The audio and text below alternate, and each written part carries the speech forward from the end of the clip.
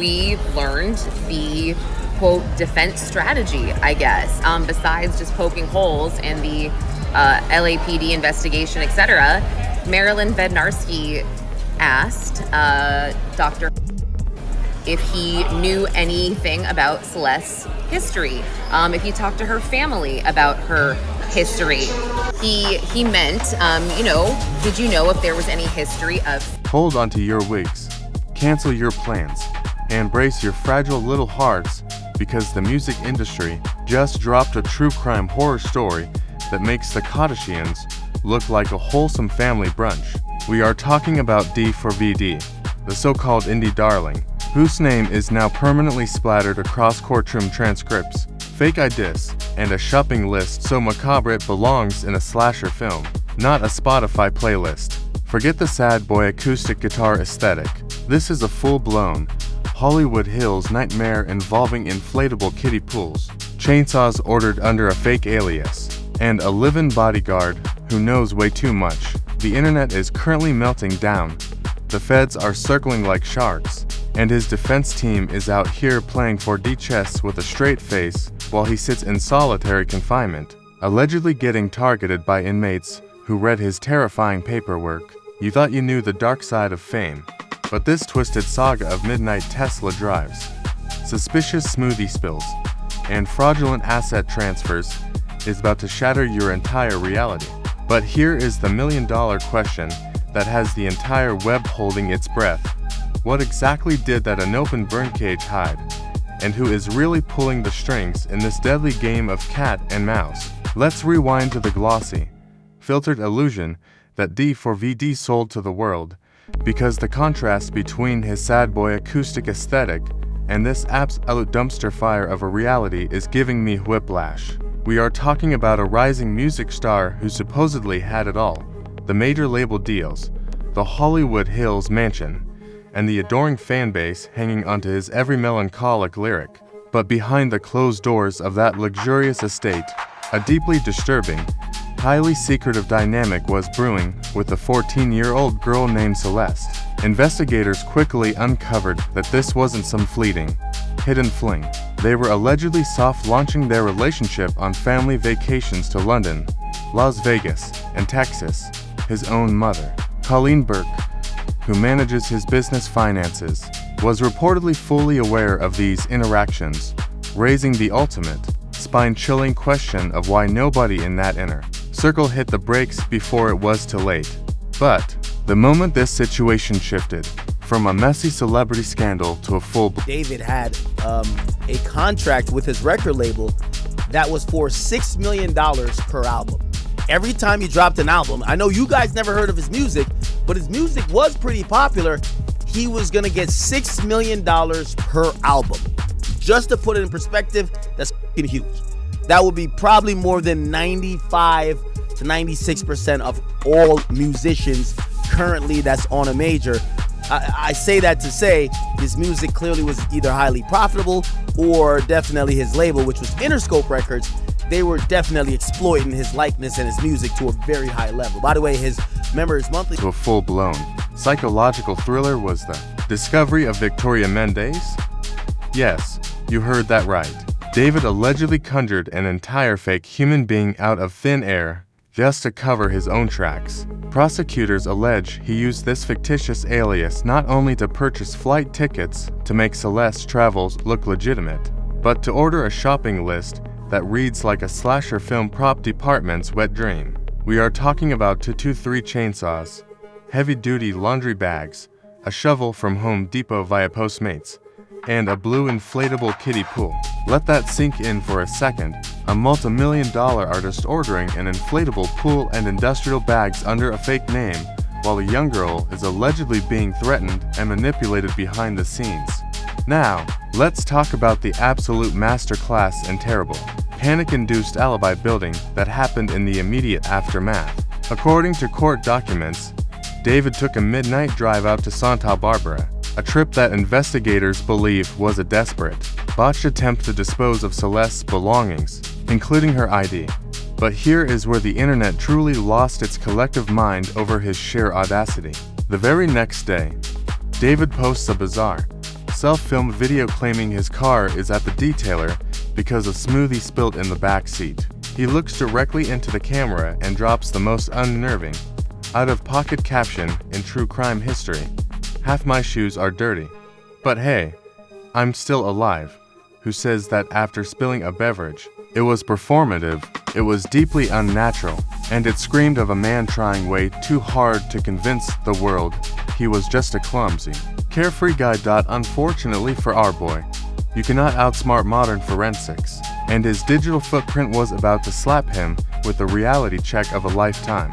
While he was busy crafting his smoothie narrative, his Tesla's telematics and cell phone tower pings were silently building a damning, irrefutable timeline. Neighborhood 4K surveillance cameras captured his black Tesla leaving the rental home, and just 2 minutes later, recorded David walking back to the house on foot. This was the ultimate smoking gun, proving he was the absolute last person to drive that vehicle before he conveniently parked it in an unfamiliar spot and reported it stolen.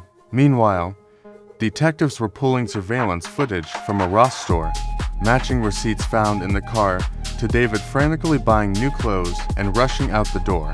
The internet sleuths were already connecting the dots, and the noose was tightening with every passing hour. The facade completely shattered when authorities were called to a Hollywood impound lot after complaints of a foul odor emanating from a vehicle inside that very same Tesla, wrapped in plastic. The grim reality of the situation was finally exposed to the world. The realization that the inflatable pool and chainsaws were not just random, eccentric purchases sent shockwaves through the true crime community and the music industry alike. Prosecutors alleged the pool was used to contain the gruesome aftermath, and in a detail that will haunt you forever, they claim he removed her fingers because they bore tattoos of his name. The sheer level of premeditation, the cold calculation of the cover-up, and the absolute betrayal of trust transformed this from a missing persons case into a chilling, high-stakes murder investigation. And just when you thought the drama could not possibly get any messier, the spotlight violently swung toward the Burke family dynasty. Court filings reveal that David's younger brother, Caleb, and his mother, Colleen, have been subpoenaed to testify before a grand jury. Detectives explicitly noted that Colleen is instrumental to his career success and manages his finances, meaning the family's proximity to this toxic, dangerous situation was undeniable. The internet is absolutely roasting them, demanding to know how a family vacation could be used to soft launch a relationship with a minor, while the adults in the room apparently looked the other way. The tension in the courtroom is palpable. The leaks are flowing like a broken dam, and the foundation of David's carefully constructed empire is crumbling into absolute, unrecoverable dust. The defense team walked into that preliminary hearing ready to throw hands like they were in a WWE backstage brawl, completely abandoning the script and going straight for the most unhinged narrative possible. Marilyn Bednarski actually had the audacity to question the medical examiner about whether the victim might have inflicted the fatal injuries on herself. A move so wildly out of pocket, it made the gallery gasp in sheer disbelief. It was giving major reality TV meltdown energy, watching a high-priced attorney try to convince a judge that a teenager accidentally chainsawed herself in a Hollywood Hills mansion. The internet immediately caught fire with screenshots of the courtroom, roasting the legal team for trying to pull a Marvel-level multiverse illusion where the victim was somehow the mastermind of her own gruesome demise. But the absolute peak of this legal circus was when the defense proudly announced that the 3 chainsaws recovered from the property came back completely clean of any biological evidence, as if that somehow proved his innocence rather than just highlighting a professional cleanup job. They leaned heavily into the fact that a literal burn cage found in an unopened box near the piano was never tested, acting like an unopened cardboard box is the ultimate get-out-of-jail-free card in a first-degree murder trial. Online sleuths were losing their minds over this blatant contradiction, pointing out that ordering heavy-duty laundry bags and an inflatable pool under a fake name while keeping a burn cage sealed is the most suspicious behavior in human history. The memes were relentless, with fans photoshopping the unopened box onto the cover of his albums, joking that his new defense strategy is just claiming the evidence was still in its original packaging. Just when the internet thought the drama had peaked, the prosecution dropped the bombshell of a live-in bodyguard named Sheldon, instantly turning this case into a high-stakes Zeus-level family feud where everyone is secretly recording each other. Sheldon wasn't just some random security guard. He was allegedly the guy driving them to clubs with fake IDs, meaning he was deeply embedded in the toxic, secretive underbelly of David's double life. Prosecutors are now positioning him as the ultimate snitch, the guy who likely overheard the screaming matches and the threats about her going to the police to ruin his music career. The internet is treating Sheldon like the final boss of a video game, creating endless TikToks speculating on the woman that he actually saw that night and whether he is currently flipping on his boss to save his own skin. Adding fuel to this massive bonfire of controversy is the revelation that David tried to transfer all his Hollywood Hills assets into his mother's name on the exact same day the victim's remains were discovered. Legal experts on Twitter having a field day, calling it a textbook fraudulent conveyance and roasting the family for trying to shield their millions from the inevitable criminal judgments and civil lawsuits. It is the ultimate display of greed and self-preservation, showing that when the walls close in, the first thing these people try to save is their bank accounts, not their reputation. The internet is comparing this to every corrupt reality TV family trying to hide their wealth from the IRS, but on a much darker, bloodier scale that has everyone absolutely disgusted. What really sent the web into a tailspin, however, was the footage of David's demeanor in court, where he sat looking incredibly relaxed, smiling with his lawyer, and leaning back like he was just sitting in a boring college lecture. He looked completely unbothered by the mountain of evidence, the fake identities, and the chainsaws, giving off the vibe of a guy who genuinely believes his money can buy him a way out of the electric chair. But the second the hearing ended and the heavy metal shackles were slapped onto his wrists, that arrogant facade instantly shattered into pure, unadulterated panic. Watching him shift from a relaxed, smiling defendant to a terrified inmate realizing he is actually going to the men's central jail was the most satisfying, poetic justice the internet has witnessed all year. Now, the reality of his situation is setting in as he sits in solitary confinement at the LA County Men's Central Jail, a place described by former inmates as a dirty, smelly, and absolutely wild nightmare. His official paperwork explicitly lists the charges as murder for financial gain, lying in wait, and use of a deadly weapon, meaning he is completely untouchable and entirely isolated from the general population. The viral theory that he could use his wealth to play the system and get house arrest is quickly evaporating as the brutal reality of being a high-profile target in a maximum security facility takes over. The internet is watching this empire crumble in real time, waiting to see if his money can actually save him from the very monsters he is now locked up with.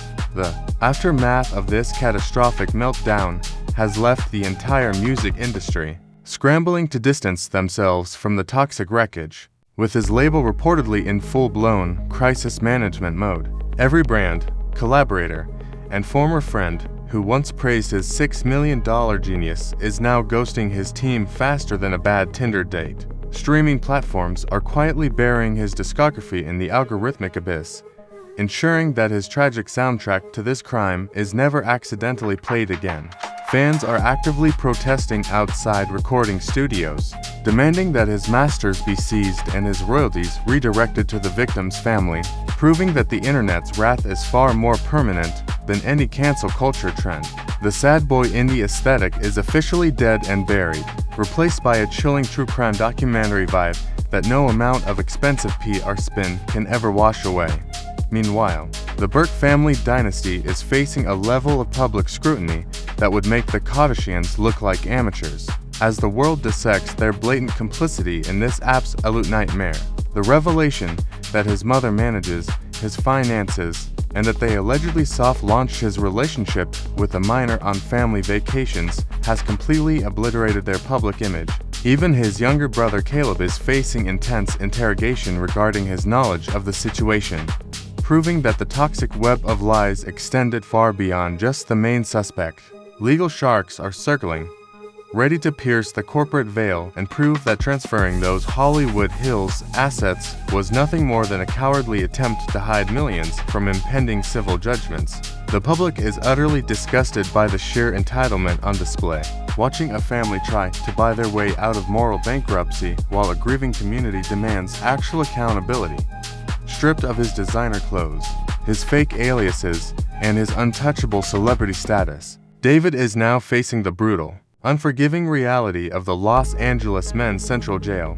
The viral fantasy that he could just use his massive bank account to play the system and secure a cozy house arrest is rapidly evaporating in the cold, concrete reality of solitary confinement. Surrounded by the very monsters he thought his wealth could keep at bay, he is now enduring the psychological torment of being a high-profile target in a facility notorious for its absolute chaos. Reports from inside the facility suggest he is barely sleeping, constantly looking over his shoulder as the reality of his life sentence begins to truly sink into his bones.